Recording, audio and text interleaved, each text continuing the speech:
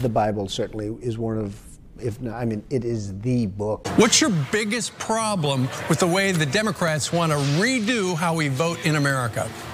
You know, Steve, I think I disagree with every single word in H.R. 1, including the words but, and the.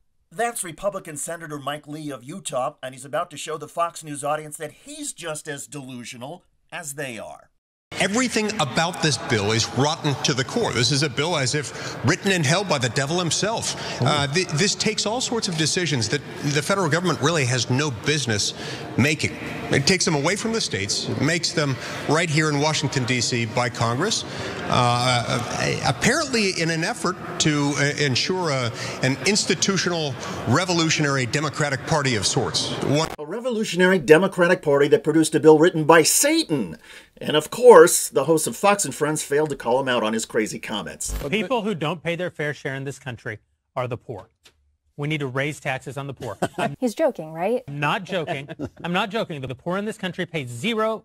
Fair share means your percentage of taxes. We've determined that there are some people who shouldn't pay any percent of taxes. The only fair taxing system is one in which everyone pays. The hosts of The Daily Wire, Ben Shapiro and Jeremy Boring, reacted to the economic plan that President Joe Biden delivered to Congress, and suffice it to say, they were a little bit triggered. I was screaming at the television when he's talking about taxes. Make no mistake, Ben Shapiro might throw in a couple fancy, let's say hypothetically, for the sake of the argument, but he's nothing special. He and Fox News say the same thing. He's maybe just a little bit more elevated. Why aren't you giving 70% of your income to the government? You could.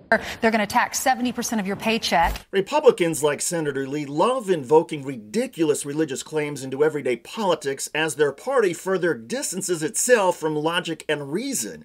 And although this incident with Lee happened recently, it is just the latest example. And strike, and strike, and strike, and strike, and strike, and strike, and strike, and strike until you have victory. The media said Joe Biden's president. Ha, ha, ha, ha, ha, ha, ha, ha, ha, ha, ha.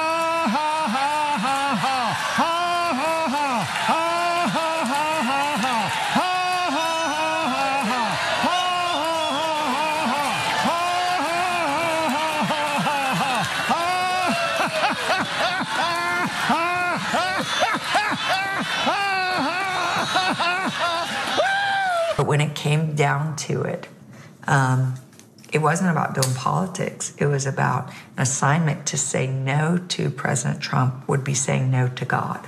I hear a sound of abundance of rain. I hear a sound of victory. I hear a sound of shouting and singing. I hear a sound of victory. I hear a sound of an abundance of rain. I hear a sound of victory. Let's pray together, may we? Yes. At this point, the GOP will need more than prayers. The party is severing all ties to reality. 65% of Americans support the direct payments in the latest COVID-19 relief bill. Approval goes even higher when Americans are given details about what else is in the legislation. And yet, not a single Republican in the House or Senate voted for the relief package. Not one.